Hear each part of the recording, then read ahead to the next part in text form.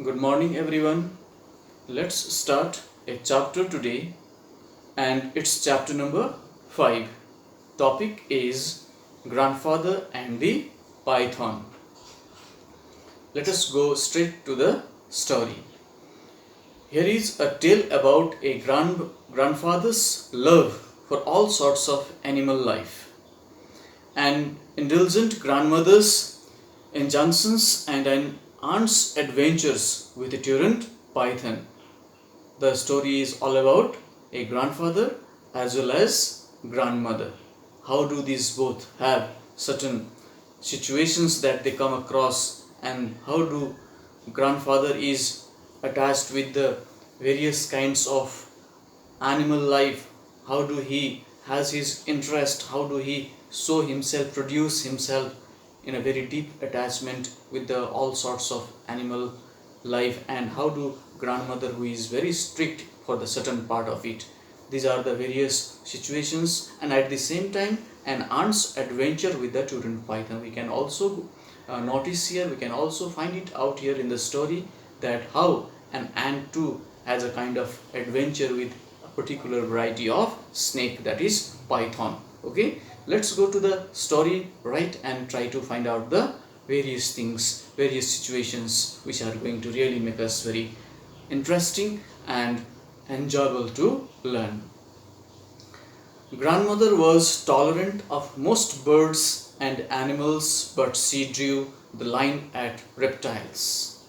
At home, grandmother accepted so many types of creatures, like she had certain acceptance with varieties of the birds, animals she accepted, and she had the complete tolerance regarding the presence of these creatures at her home. But she was very strict regarding reptiles, because certain reptiles, the variety of reptiles, that she was not liking them at all because of their ferocious look and their nature. That's what it made her to keep certain restrictions regarding these reptiles especially. She said they made her blood run cold. Even a handsome, sweet-tempered chameleon had to be given up. And what was the reason behind that, she told? Because of their certain nature, because of their certain look, it made her to be really very afraid of them. And even sometimes in certain situations, she was quite afraid of a very good looking, beautiful looking, sweet tempered chameleon. Even to sometimes she did not prefer them to be there nearby her surroundings. This is a kind of restrictions that grandmother had regarding the varieties of reptiles. Grandfather should have known that there was little chance of his being allowed to keep the python. Regarding all these things, the nature of grandmother, her tolerance, her behavior towards to the variety of reptiles, although she accepted all the other type of birds and animals, but she was very strict regarding reptile varieties, that it made grandfather quite well to know, decide and reason that she would never allow especially the python to be brought here in the home and taken care and look after it. This is what grandfather was well aware about it.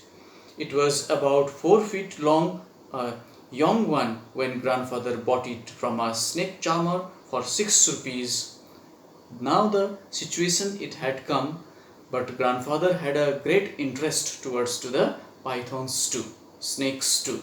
That is why one day what he had done, he had visited a market from where he had bought a 4 feet long, young looking python snake that he had bought. It was very young when grandfather bought it from a snake charmer in the market.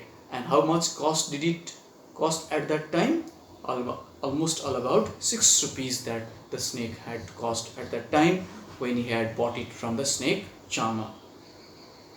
Impressing the bazaar crowd by slinging it across his shoulders and walking home with it.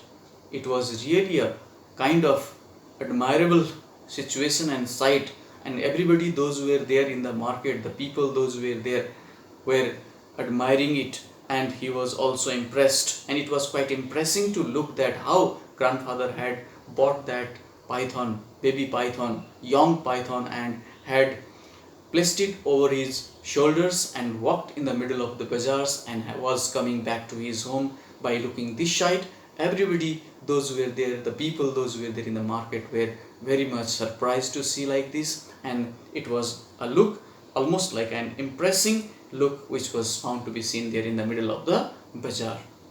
This is what it had happened one day with grandfather. Grandmother nearly fainted at the sight of the python curled around grandfather's throat. And when finally grandfather reaches home, what was the situation at that moment? You can well imagine. No sooner grandmother notices that grandfather's shoulders, all around his neck, the snake was curled all around it. By looking such sight, almost grandmother was going to get fainted. This is what it was the situation, children, when it happened so at that time. You will be strangled, she cried. Get it rid of it at once. By looking such sight, grandmother was very afraid. That is why she shouts towards to grandfather, the python is going to curl you more in strength, then you will be in trouble. Get rid of it at once, throw it out at once. This is what grandmother instructs. Nonsense, said grandfather. He is only a young fellow. He will soon get used to us.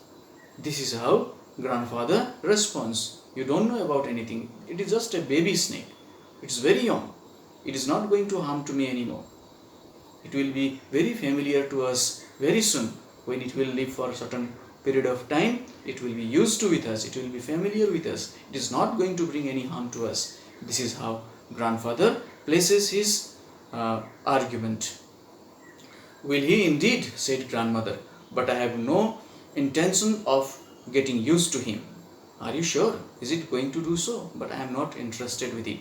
I don't have such an intention of getting used to it. I don't like to get used to it too, because I do not prefer reptiles at all. I don't like snakes and all these pythons at all. This is what grandmother mean to say. You know quite well that your cousin Mabel is coming to stay with us tomorrow. She will leave us. She'll leave us the minute she knows there is snake in the house. At that time, grandmother reminds grandfather that you know that who is going to come to us to stay here? Your cousin Mabel is going to come here to stay with us right tomorrow. And if she will come to know and listen that there is a python at our house, there is a snake at our house, is she going to with us anymore? Do you know that? This is how grandmother asks to grandfather. Well, perhaps we ought to show it to her as soon as she arrives, said grandfather. Okay, it's no problem. As soon as she arrives, we are going to show her that it's no more danger. It is not that much dangerous or that much harmful. We can make her feel and understand, said grandfather, who did not look forward to fussy Aunt Mabel's visits any more than I did. Here, at that moment, grandfather looked. He did not look that much forward to fussy Aunt Mabel's visits any more than I did. He did not look that much serious. He did not look that much interested for whose visit? Aunt Mabel's visit here in their house. How much grandmother was interested, how much grandmother was very excited, that much grandfather did not look interested or excited regarding the visit of Aunt Mabel. This is what it was understood here. You will do no such thing, said grandmother. You are not going to perform such any silly things when she comes here, when she visits here. You are not going to do such any kind of silly activities which may bring a kind of awkward situation regarding the visit of Aunt Mabel. Well, I can't let it loose in the garden, said grandfather with an innocent expression. It might find its way into the poultry house, and then where would we be? So in this way, grandfather likes to tell to grandmother, well, I can't let it loose in the garden. I am not going to let it free all around the garden region, said grandfather with an innocent expression. It might find its way into the poultry house. It might go towards to the poultry house too. And then where would we be? At that time we would be there only. Where we would be? We won't be going anywhere around. So we will be always in close in contact and touch with it. How it can do any such harms to anyone, or will bring any such type of situation which might bring any kind of awkward situation or feeling of fright in anyone's mind. No, nothing such situation is going to be created because of its presence. That is what grandfather is trying her best to make grandmother understand about the presence of this python. How exasperating you are, grumbled grandmother. Lock the creature in the bathroom, go back to the bazaar and find the man you brought it from and get him to come and take it back. This is how grandmother instructs him immediately to go back to the bazaar. How exasperating you are, means how you are not following my words, how you are very much strict in your own words, you are kept towards your own words only, you are only giving value and importance to your own words, you are not giving any value to others' words. Why you are doing so and behaving so? Grandmother shouts towards to grandfather and says to lock that creature in the bathroom instantly and go back to the bazaar and find that man and come with him so that that man could take it away and take it back to his own place. This is how grandmother instructs the grandfather. In my awestruck presence, grandfather had to take the python into the bathroom because grandmother was very serious about it. She meant it, what she said. That is why grandfather could not ignore grandmother's words. He followed whatever grandmother said. Grandfather had to take the python into the bathroom, where he placed it in a steep-sided tin tub. After taking the python in the bathroom, he places it inside a tub where we usually take a bath, and the tub is always found to be filled with water in it. Then he hurried off to the bazaar to look for the snake charmer. At once he runs off towards to the bazaar where he had gone earlier and tries to find out that snake charmer from whom he had bought this reptile, this snake, while grandmother paced anxiously up and down the verandas. At that time when grandfather was out, grandmother was very anxious. He was pacing up and down here and there in veranda and trying to understand the activities of the snake. When he returned looking crestfallen, we knew he hadn't been able to find the man. Finally, after a certain time period, when grandfather comes back, grandmother was able to notice and realize that grandfather had come back. We knew he had been able to find the man. He was not able to find that snake charmer again in that market from where he had bought this. So this was the situation, children, what we come to learn here in these few lines, few paragraphs here in this page number 70, which we are doing at the moment. You had better take it away yourself, said grandmother in a relentless mood. Leave it in the jungle across the riverbed. Now, grandmother, when she comes to know that grandfather had not been able to find out that man, the snake charmer, then what she says more? She says, you had better taken it by yourself. Now you have not been able to find out that snake charmer, then why don't you take it by yourself and leave it in the jungle across the riverbed? Better you take it yourself and do so. This is how now the next instruction that grandmother gives to the grandfather.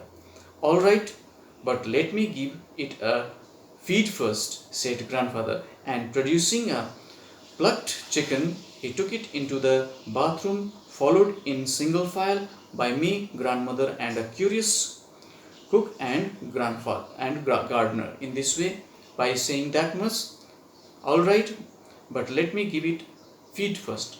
Let me give some food to eat it because it might be hungry. Let me provide it some food. Let it eat first. Then only I am going to take it back to the forest or the jungle near the riversides, said grandfather, and producing a plucked chicken.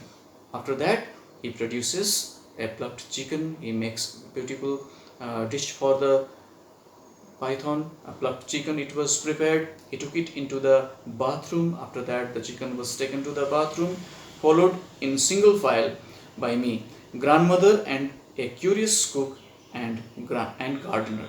In this way, all of them were now found to be there in the presence of everyone, grandmother, the gardener, the grandfather himself. Now in this way, the snake was taken care by grandfather more actively because he was more serious about this creature.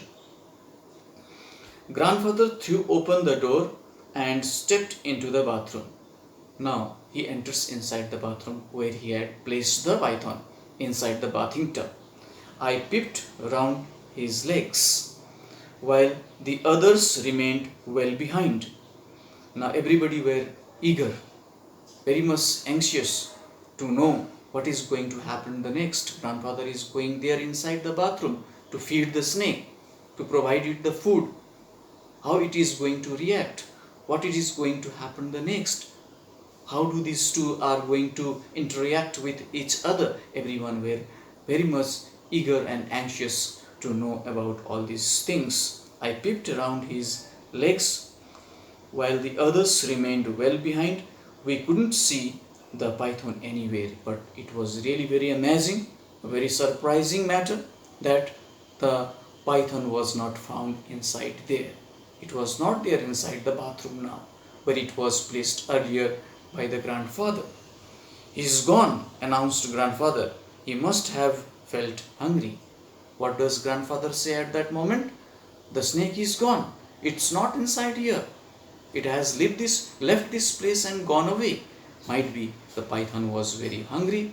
That is why it has gone away from here in search of its prey. That is what the grandfather told to all the members in the family members, those who were present there nearby him. So this is what we come to learn here, children. In this page number 70, the paragraph is over. So we are going to stop it here only for this much. So in our next class, we are going to continue the remaining part of the chapter. So we are going to stop here. Thank you so much.